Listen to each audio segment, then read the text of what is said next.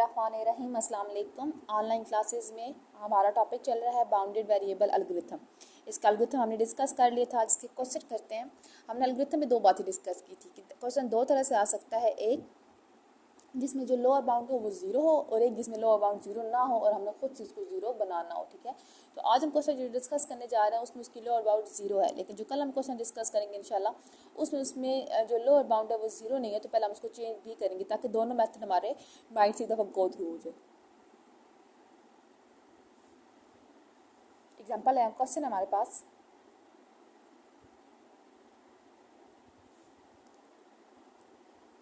solve the LP model to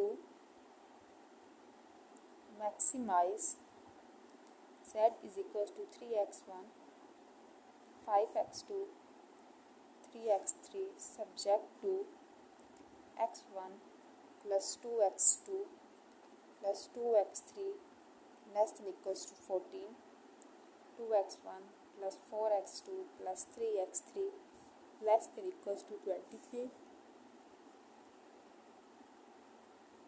0 less than equals to x1 less than equals to 4 0 less than equals to x2 less than equals to 5 0 less than equals to x3 less than equals to 3। अब देखें question के ऊपर कहीं mention नहीं है कि bounded से करेंगे क्या, लेकिन हमें नजर आ रहा है कि हर वेरिएबल की क्या है लोअर और अपर बाउंड गिवन है कि वेरिएबल का आंसर इसके अंडर आना चाहिए। ठीक है, तो इसका मतलब है कि ये बाउंडेड का क्वेश्चन है और बाउंड भी किस तरीके से है कि इनकी जो लोअर बाउंड है तीनों की वो जीरो है और अपर बाउंड कोई ना कोई पॉजिटिव रियल नंबर है। तो वो हमारे पास क्वेश्चन बिल्कुल स्टैंडर्ड फॉर्म है। अब हमें क्या क्या करना है, सिर्फ इस लेस एंड इक्वल को स्टैंडर्ड फॉर्म में कन्वर्ट करना है और वहाँ से हम डायरेक्ट अपना क्वेश्चन स्टार्ट कर लेंगे। तो हम लिखेंगे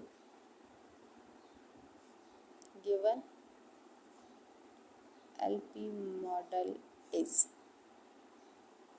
आपके पास इन स्टैंडर्ड फॉर्म। तो हमारा जो अपना मॉडल है वो स्टैंडर्ड फॉर्म में क्या बन जाएगा, maximize z is equals to subject to x1 plus 2x2 plus 2x3। अब x3 तक है और लेस एंड इक्वल को ख़त्म करना है तो इसलिए एक वेरिएबल x4 क्या हो जाएगा, इन्वॉल्व हो जाएगा। नेक्स्ट है 2x1 plus 4x2 plus 3x3 plus x5 equals to 23 एज इसलिए एक वेरिएबल। अच्छा, अब हमारे पास जो बाउंड है ना, जैसे हमारे पास ये होता है x1 x2 x3 so on x5 greater than equals to 0, लेकिन अब फ़र्क है, अब where 0 less than equals to x1 less than equals to 4 0 less than equals to x2 less than equals to 5। अब x4 और x5 की bound तो पता ही नहीं है तो हम उसको खुद मेंशन करेंगे कि x4 भी ग्रेटर देन इक्वल्स टू 0 और x5 भी ग्रेटर देन इक्वल्स टू 0 है। फिर इसके बाद हमने क्या करना होता है, हेयर n आपके पास है 5 और m आपके पास इक्वेशन है जो 2 है। इसके बाद आपने n minus m for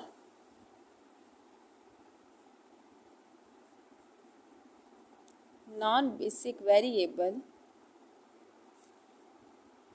put n minus m equals to 5 minus 2 equals to 3 variable equal to 0। क्या हमने क्या करना है, नॉन बेसिक वेरिएबल के लिए n माइनस एम वेरिएबल को इक्वल्स टू 0 करना है। अच्छा, अब यहाँ तक हो गया। इसके बाद हमने क्या करना होता है कि किस किस को 0 करना है। आपके पास क्वेश्चन में है x1 x2 x3, हम क्या करेंगे, that is x1 equals to x2 equals to x3 equals to 0। ठीक हो गया। फिर हमारे पास जो इनिशियल फिजिबल सोल्यूशन बनता है वो कि मतलब जो आपके पास बेसिक फिजिबल सोल्यूशन बनता है 10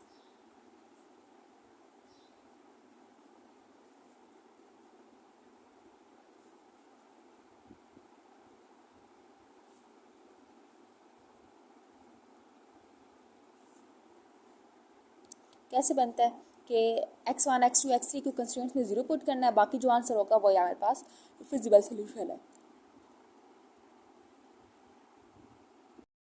यहाँ से देखें x1 0 x2 0 x3 0, तो पहला सोल्यूशन बन जाएगा x4 इक्वल्स टू 14,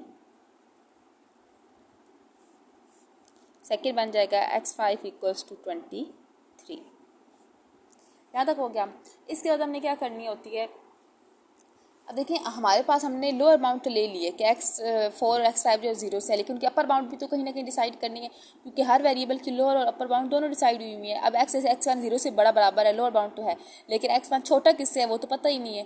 तो अब x4 और x5 खुद से इंट्रोड्यूस कराएं तो उनकी लोअर बाउंड भी खुद से इंट्रोड्यूस करानी है। तो हम लेट कर लेते हैं कि x4 और x5 की जो अपर बाउंड है वो इन्फिनिटी है। यह हमेशा आपने यूँ करना है।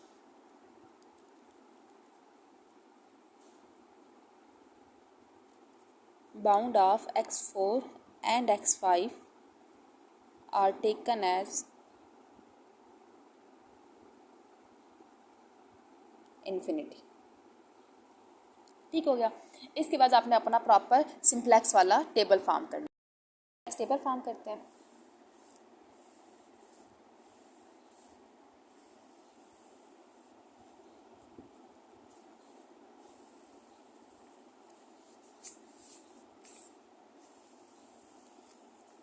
यहाँ के पास बेसिक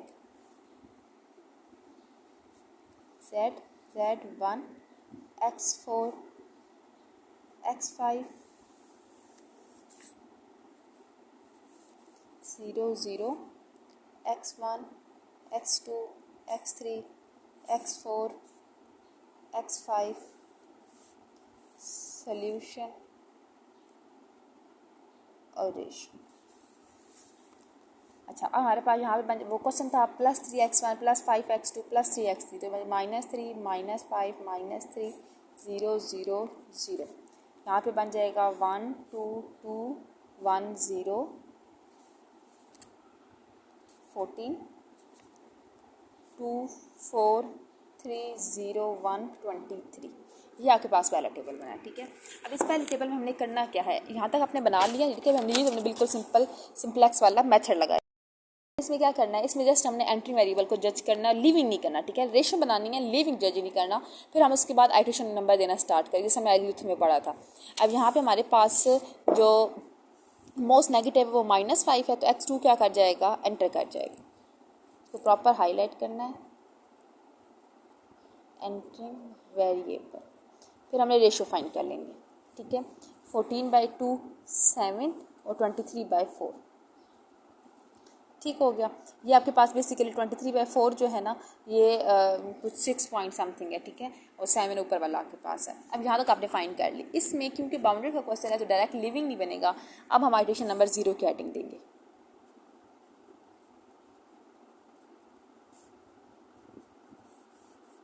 एडिशन नंबर 0 में क्या करना है, 3 थीटा हर एडिशन में 3 ही चीज़ें फाइंड करनी होती हैं। पहला थीटा 1 क्या होता है, मिनिमम ऑफ रेशो। फार्मूला यही था ना, मिनिमम ऑफ रेशो।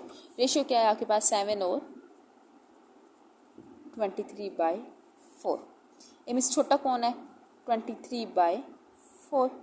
सही हो गया। सेकेंड होता है थीटा 2 आपके पास होता है, बेसिकली तो प्रॉपर फार्मूला होता है थीटा 2 का कि minimum of upper bound minus solution column divided by that number. लेकिन वो उस केस में हम थीटा 2 निकालते हैं। अब थीटा 1 निकालते हैं कि फॉर जिसमें हमारे पास जो वैल्यूज़ हो ना सारी की सारी, इसमें हमारे पास जो वाई आईज हों वो सारे 0 से बड़े हों। ठीक है, जैसे यहाँ पे सारे क्या हो, पॉजिटिव हो। और जो हमारे पास थीटा 2 निकालता है, ये निकालते हैं वाई आई लेस देन 0 के लिए जब नेगेटिव हो। अब तो निकालते ही तब है। ठीक है, इसमें पॉजिटिव थे तो मैंने इनकी रेशियोज निकाल ली। अब अगर नेगेटिव है तो क्या यहाँ पे कोई नेगेटिव है, सोल्यूशन कॉलम नहीं देखना, कंस्ट्रेंट्स देखने, कोई भी नेगेटिव नहीं है। अब जब कोई भी नेगेटिव नहीं है तो हमारे पास थीटा 2 तो निकलेगा ही नहीं। थीटा 2 नहीं निकलेगा तो हम क्या लिखेंगे, इन्फिनिटी, और साथ रीजन लिखेंगे because none of entry in pivot column is 0।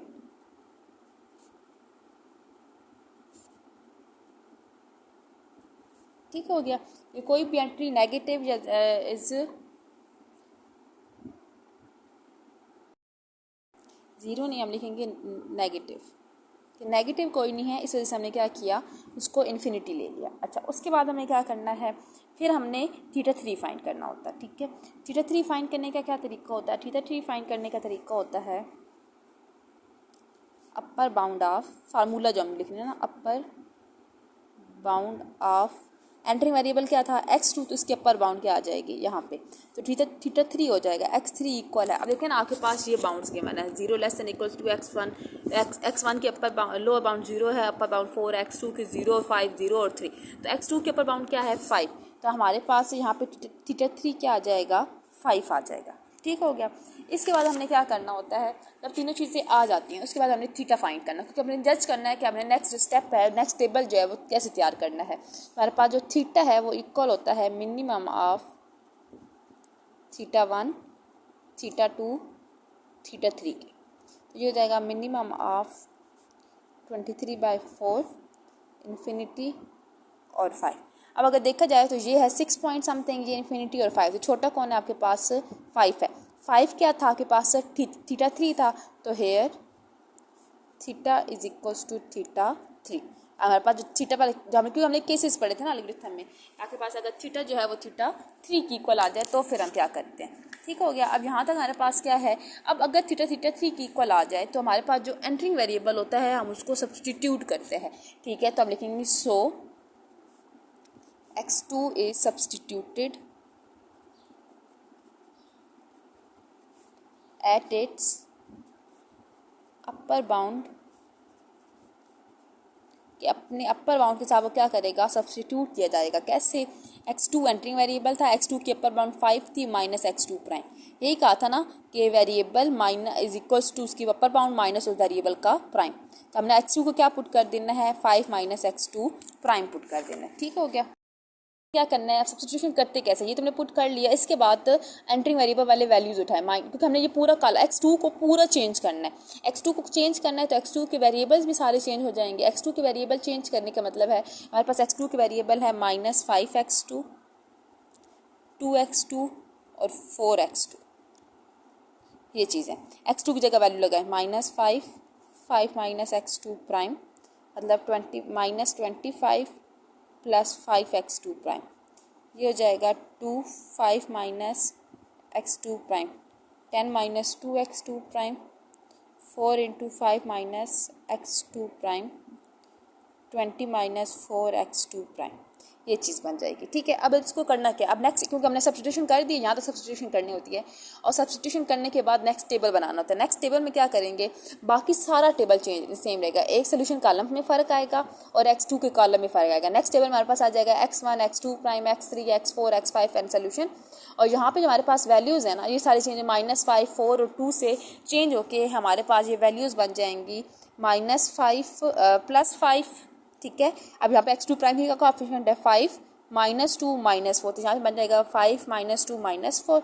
और नेक्स्ट क्या हो जाएगा आपके पास सोल्यूशन कॉलम में चेंजिंग क्या आएंगी, सोल्यूशन कॉलम में ये चेंजिंग आएंगी कि आपने इसमें से ये चीज़ माइनस करनी, जैसे 0 माइनस इंटू -25, तो +25 यहाँ पे आ जाएगा 14 -10 4 आ जाएगा यहाँ पे और 23 -23 आ जाएगा यहाँ पे आपके पास। ठीक है, तो मैं नेक्स्ट टेबल इस बेस पे बनाने वाली हूँ, इस चीज़ को यूज़ करके ये उसके कोएफिशिएंट्स बन जाते हैं और इसको सोल्यूशन कॉलम से माइनस करके नया सोल्यूशन कॉलम बनाते हैं।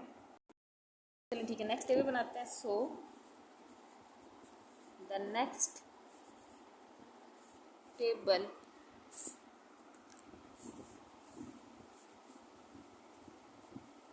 is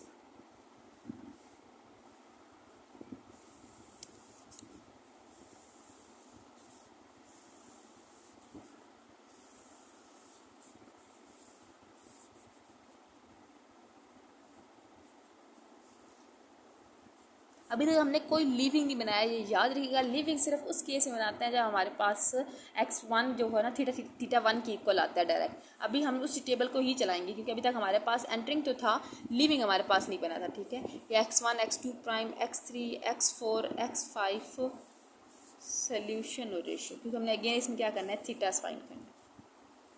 अभी तक हमने लिविंग इसमें नहीं बनाया क्योंकि हमारा सारा टारगेट ही लिविंग की तरफ होता है। अच्छा, वो पहले था 0 0 माइनस 25 25, यहाँ पे बाकी सारा टेबल में एज इट इज़ लिख रही हूँ। ठीक है, यहाँ पे आपके पास था 5 -2 -4 और यहाँ पे आपके पास चल रहा था पहले से वैल्यूज़ थी यहाँ पे 14 14 -10 करेंगे तो 4 और 23 -20 करेंगे तो 3। ठीक है। अब देखिए यहाँ पे मोस्ट नेगेटिव कौन है, ये भी है और ये भी है। तो आपके टोटल अपनी मर्जी कि आप x1 को एंटर बनाते हो या x। अब यहाँ पे अगेन समझे कि यही पहला टेबल है, जैसे हमने पहले टेबल में किया ना कि हमने एंटरिंग बनाना है, फिर तीनों थीटा फाइंड करने हैं। थीटा फाइंड करेंगे, अगर थीटा 1 की इक्वल आया तो डायरेक्ट लिविंग बना के अगली एडिशन में चले जाएंगे, और अगर आपके पास थीटा 2 की इक्वल या 3 की इक्वल आया तो हम सब्स्टिट्यूशन पुट करेंगे। ठीक हो गया। अभी हमारे पास यहाँ पे एंटरिंग कौन बन सकता है, ये भी बन सकता है और ये भी। तो मैं x1 को एंटरिंग बना रही हूँ।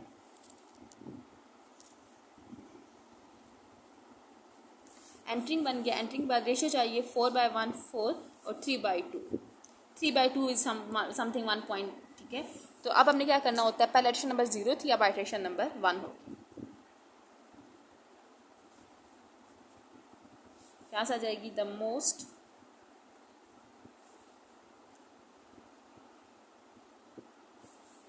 Negative value in z row coefficient is -3, so x1 is entering variable। फिर हमें क्या फाइंड करना है, थीटा 1 थीटा 2 और थीटा 3। थीटा 1 होता है मिनिमम ऑफ रेशियो है 4 और 3/2।